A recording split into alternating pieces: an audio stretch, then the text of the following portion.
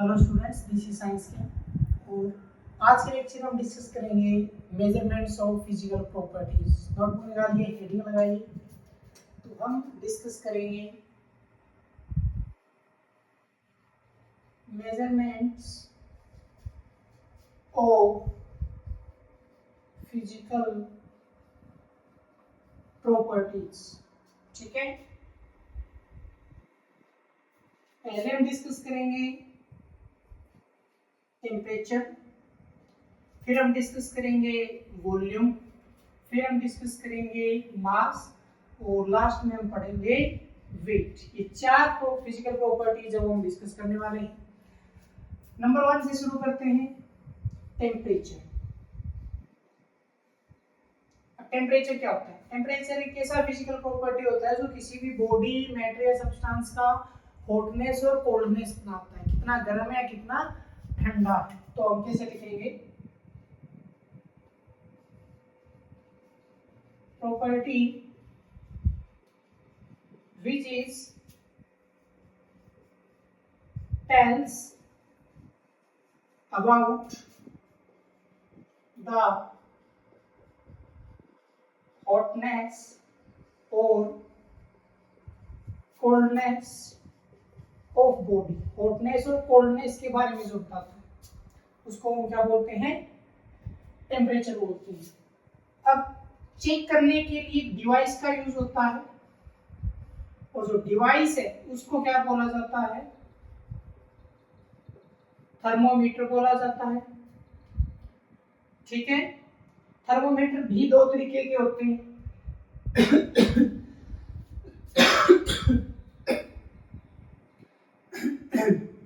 Thermometer दो तरीके के होते हैं, एक क्लिनिकल थर्मोमीटर होता है, एक लेबोरेटरी थर्मोमीटर होता है। क्लिनिकल थर्मोमीटर मतलब जो बॉडी टेम्परेचर के लिए यूज होता है, जो डॉक्टर्स के द्वारा यूज किया जाता है।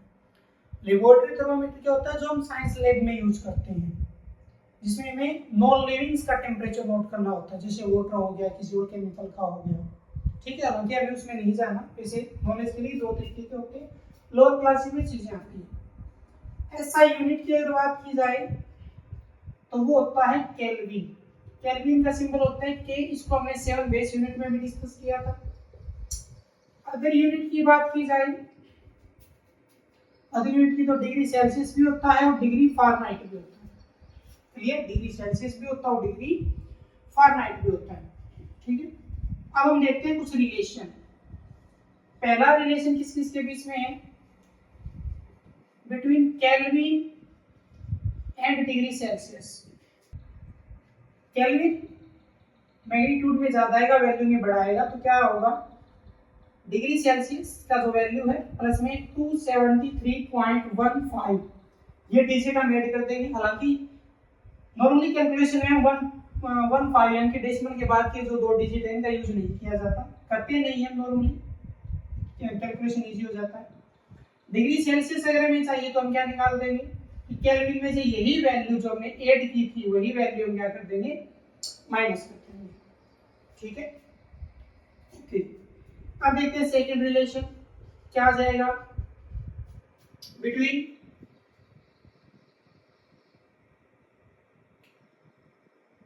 Degree Celsius and degree Fahrenheit. Degree Celsius and degree Fahrenheit के बीच में नोट करेंगे। तो जो डिग्री फारेनहाइट होता है ये क्या होता है? 9/5 डिग्री सेल्सियस प्लस 32 ध्यान रखना, मल्टीप्लाई 9/5 और प्लस 32। यही इसका opposite degree Celsius is equal two degree Fahrenheit -32 और ओवरऑल 5/9। क्लियर? अच्छे से नोट कीजिए। फारेनहाइट में लेके जाना है, 9 से मल्टीप्लाई कीजिए, फिर 32 ऐड कीजिए। डिग्री सेल्सियस में लेके आना, पहले -32 कीजिए, फिर 5/9 से मल्टीप्लाई कीजिए, दोनों। ओके, नोट कीजिए। ये टेम्परेचर के बारे में। हॉटनेस और coldness, device, SI unit, other unit और दो रिलेशन। क्लियर? नोट कीजिए। कैसे? अब आगे अब इससे जुड़े देख लेते हैं एक दो छोटी छोटी बातें जो बेसिक सी हैं बिल्कुल।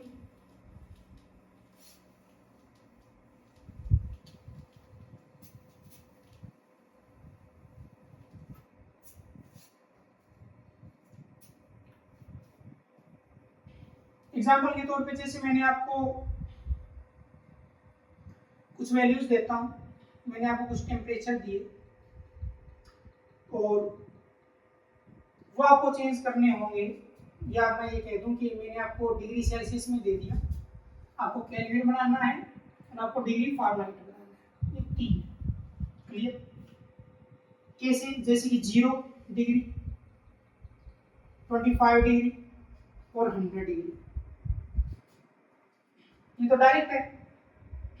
ठीक है, कितना आ जाएगा? 273.15 लिखा आपकी चॉइस है। अब 25 में फिर ऐड होगा, कितना हो जाएगा?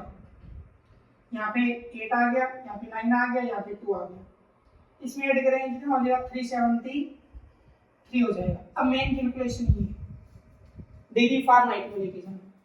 डिग्री फारेनहाइट के लिए क्या था? 9/5 डिग्री सेल्सियस प्लस 32। ठीक है, सोल्व कीजिए जल्दी। ठीक है, मैं डायरेक्ट आंसर लिख रहा हूँ, आप सोल्व कर लेना। 32, 77, 212। ओके, ठीक है, सोल्व करेंगे, इस फॉर्मूला से लगाएंगे, ये आंसर आएगा। बड़ा बड़ा यहाँ से रिजल्ट देख लो, केल्विन मैग्नीट्यूड में सबसे बड़ा होगा, मैग्नीट्यूड में, वैल्यूज में, फिर डिग्री फारेनहाइट होगा, फिर कौन होगा? डिग्री सेल्सियस होगा। कभी यूज होता है तो ठीक है, वरना पता होना चाहिए। केल्विन वैल्यूज में बड़ा होता है, फिर डिग्री फारेनहाइट आता है, फिर डिग्री सेल्सियस आता है। ये पहला हो गया, टेम्परेचर हमारा कंप्लीट है। ओके, अब हम आते हैं वॉल्यूम पे। ठीक है, कीजिए, नोट कीजिए।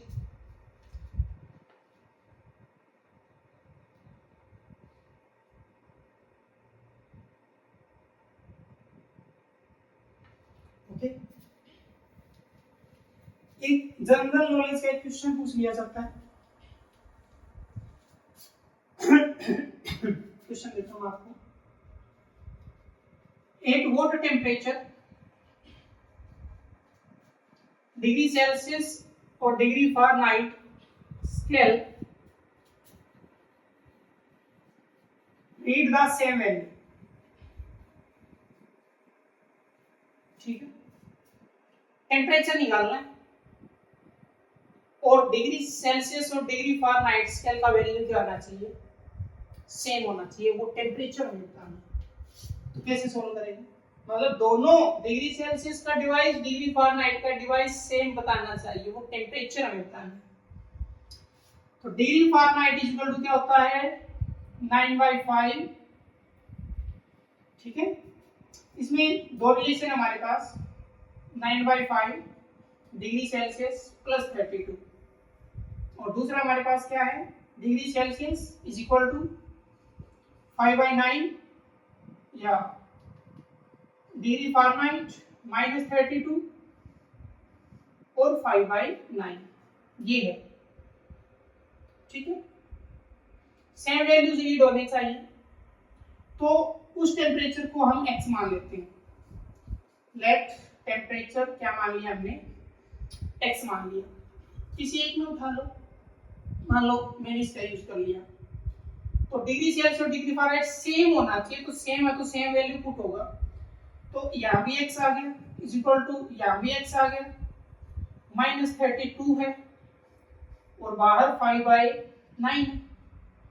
ओके, ये मल्टीप्लाई में इसको इधर ले जाओ, ये 9x हो गया, ये अंदर मल्टीप्लाई कर दो, ये 5x हो गया, और ये देखा जाए तो 5 3 150, ये 160 हो गया। ओके, ये प्लस इधर ये माइनस ले आओ, तो 9x - 5x is equal to -60, 160, minus बचा, यहाँ से बचा 4x इज इक्वल टू -160, और overall x is equal to आ जाएगा -40। x क्या है? हमारा वैल्यू है डिग्री सेल्सियस और डिग्री फारेनहाइट में, दोनों की जगह ही हमने x पुट किया था। तो -40 के ऊपर दोनों का वैल्यू क्या रहेगा, सेम रहेगा, ये वो टेम्परेचर। ओके जी, जनरल नॉलेज के लिए पूछ लिया जाता है, देखा पता होना चाहिए आपको। ठीक है, अब हम देखते हैं सेकंड प्रॉपर्टी का मेजरमेंट हम कैसे करते हैं। ठीक है, सेकंड है जी वॉल्यूम, नंबर 2 वॉल्यूम। अब वॉल्यूम आपको पता है लेंथ पे डिपेंड करता है, किस पे डिपेंड करता है, लेंथ पे, डिपेंड्स ऑन लेंथ, यानी कि साइड पे डिपेंड करता है। यानी कि यूनिट की बात करें तो यूनिट क्या होता है, यूनिट होता है लेंथ का क्यूब। क्या होता है, लेंथ का क्यूब। यानी कि एसआई क्या हो गया, मीटर क्यूब। एसआई क्या हो गया, मीटर क्यूब। और अदर यूनिट क्या आ जाएगा, अदर तो हम कुछ भी लिख सकते हैं, जैसे कि हम लिख सकते हैं सेंटीमीटर क्यूब, हम लिख सकते हैं डेसीमीटर क्यूब, हम लिख सकते हैं एमएल, हम लिख सकते हैं लीटर। ये सारे ही क्या है, वॉल्यूम है। ये सारे क्या है, वॉल्यूम। कुछ रिलेशन बता देते हैं, कुछ रिलेशन कर लेते हैं। जैसे कि हमें पता है कि 1 litre is equal to 1000 ml होता है। हमें ये भी पता है कि 1 ml is equal to 1 centimetre cube होता है। तो ये रिलेशन आ जाएगा 1 litre is equal to 1000 centimetre cube में, हो जाए ml की जगह क्या आ गया, सेंटीमीटर क्यूब आ गया। एक और होता है कि 1 decimetre is equal to 10 centimetre होता है। तो ये फिर चेंज हो जाएगा, ये आ जाएगा 1 litre is equal to 1 decimetre cube हो जाएगा। क्या हो जाएगा, 1 डेसीमीटर क्यूब। देखिए कि decimetre is equal to 10 centimetre है, मैं जैसे यहाँ पे 10 सेंटीमीटर क्यूब करूंगा तो 10 का क्यूब होगा तो 1000 बन गया, सेंटीमीटर क्यूब रह गया। तो ये वैल्यू पुट करते ही रिलेशन वापस ये बन जाएगा। क्लियर। एक और होता है 1 metre cube is equal to 1000 litre. Okay, ये कुछ रिलेशन है वॉल्यूम से जुड़े हुए, वॉल्यूम से जुड़े हुए। क्लियर, ठीक है। एक और जैसे कि वॉल्यूम अगर हमें लैब में मेजर करना पड़े, वॉल्यूम को जब हम साइंस लैब में मेजर करते हैं तो उसके लिए हम कुछ अपरेटस का यूज करते हैं। उनमें क्या क्या होता है, एक होता है मेजरिंग सिलेंडर। क्या होता है, मेजरिंग सिलेंडर। एक होता है पिपेट, ठीक है। एक होता है मेजरिंग सिलेंडर हो गया, पिपेट हो गया। एक वॉल्यूमेट्रिक फ्लास्क होता है, ठीक है, वॉल्यूमेट्रिक फ्लास्क। इन चीजों का यूज किया जाता है, ठीक है, लैब के अंदर। साइंस लैब में अपरेटस होते हैं जिनसे हम वॉल्यूम निकालते हैं। वैसे तो बहुत सारे होते हैं लेकिन स्पेशल इन्हीं का यूज होता है, measuring cylinder, pipette, volumetric flask हो गया। ठीक है, नोट कीजिए कंप्लीट। अच्छा, एक और डाल लो, ब्यूरेट। एक ब्यूरेट भी होता है। पिक्चर देखना तो आप इसको गूगल कर सकते हैं, इन सभी को पिक्चर आ जाएगा कि कैसा ना। हालांकि आप स्कूल ले में भी इन चीजों को चेक करते ही हैं, measuring cylinder, pipette, volumetric flask और ब्यूरेट। पूरा टॉपिक नोट कीजिए।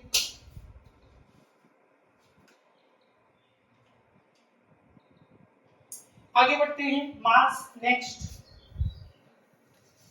नंबर 3। अब मास क्या होता है, मास होता है कि जो भी सब्सटेंस है हमारे सामने उसके अंदर कुल कितना मैटर प्रेजेंट है, कुल कितना मैटर प्रेजेंट है। ओके, यानी कि नंबर 3 मास। मास को डिफाइन करना पड़े तो हम कैसे डिफाइन कर सकते हैं, ये क्या होता है, अमाउंट होता है। क्या होता है, amount of substance which is present, या क्योंकि यहाँ पे थोड़ा वर्डिंग पे ध्यान देना होता है, amount of matter which is present in the substance। उस सब्सटेंस के अंदर कितना मैटर प्रेजेंट है। देखो वैसे तो मैटर, सब्सटेंस, ऑब्जेक्ट, मटेरियल, ये सारे सिनोनियम हम एक दूसरे के लिए यूज करते हैं, लेकिन अब यहाँ पे हमें एग्जैक्ट वर्डिंग चाहिए। तो फॉर एग्जांपल कि मार्कर है, अभी एक सब्सटेंस हो गया, इस सब्सटेंस के अंदर कितना मैटर प्रेजेंट है, बैटरी के अंदर इसका पूरा रिफिल आ जाएगा, इसमें जो इंक डला हुआ है, इसका जो टिप है, अंदर का जो पूरा है अंदर का, वो क्या कहलाता है, मास कहलाता है। तो जो मैटर प्रेजेंट होता है वो मास है, ठीक है। यानी कि हम अगर इसकी एसआई यूनिट की बात करें तो एसआई यूनिट हम क्या लेते हैं, किलोग्राम लेते हैं। अगर हम अदर यूनिट की बात करें तो हम ग्राम भी ले सकते हैं, हम इसके लिए टन भी लेते हैं, हम इसके लिए क्विंटल भी लेते हैं, मिलीग्राम भी लेते हैं, ठीक है। तो वो सारी क्या हो गई, अदर यूनिट हो गई। एक और चीज ध्यान रखना, mass is constant for a body at A time, ठीक है। किसी भी बॉडी के लिए एक फिक्स टाइम पर मास क्या होगा, कांस्टेंट, यानी कि not change according to place, place के अकॉर्डिंग मास चेंज नहीं होता, एक फिक्स टाइम के ऊपर, क्लियर। और जब हम नेक्स्ट टॉपिक करेंगे वेट, उसमें वहां से रिजल्टेंट हम और लिख सकते हैं कि mass is less than weight, weight ज्यादा होता है मास कम होता है, लेकिन वेट कांस्टेंट नहीं होता, वो हम नेक्स्ट में बात करेंगे। मास कांस्टेंट होता है किसी भी बॉडी का एक फिक्स टाइम पर, और उस टाइम पर उस बॉडी को आप किसी भी जगह ले जाओ वो मास चेंज नहीं होगा, तो सेम टाइम पर वो मास कभी भी नहीं बदलेगा बॉडी को, चाहे आप कहीं भी ले जाओ, ओके। अब देखते हैं जी लास्ट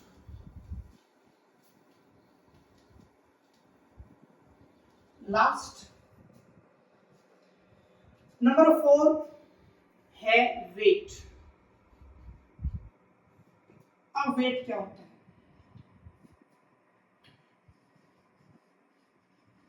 डिपेंड्स ऑन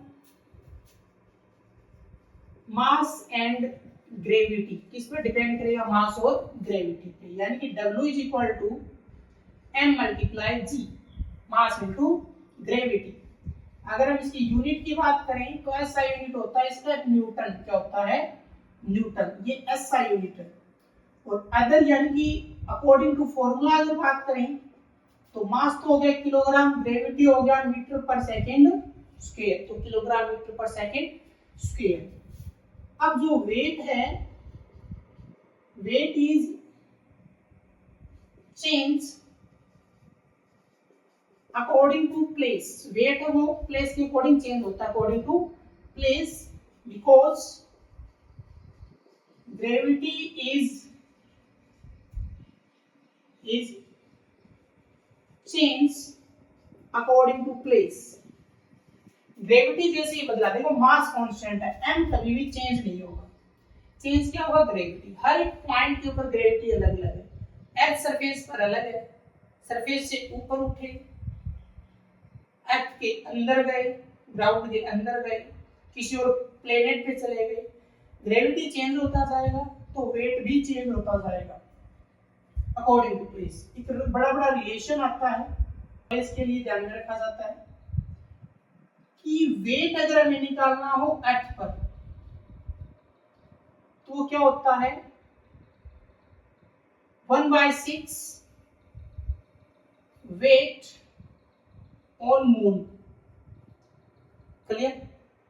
जितना वेट अर्थ के ऊपर होता है उसका 1/6 ही किस पर मिलेगा, मून पर मिलेगा। यानी कि चेंज क्या हुआ, ग्रेविटी, मास से। अगर कोई इंसान अर्थ पर उसका वेट है 60, कितना है 60, तो मून पर वो कितना मिलेगा, 10 ही मिलेगा, क्योंकि बदल क्या गया, ग्रेविटी। ग्रेविटी में जितना चेंज होगा, जितना ग्रेविटी इंक्रीज और डिक्रीज करेगा उतना ही वेट में चला जाएगा। यानी कि यहाँ से अगर ग्रेविटी को देखा जाए तो ग्रेविटी अर्थ का ज्यादा है और मून का कम है।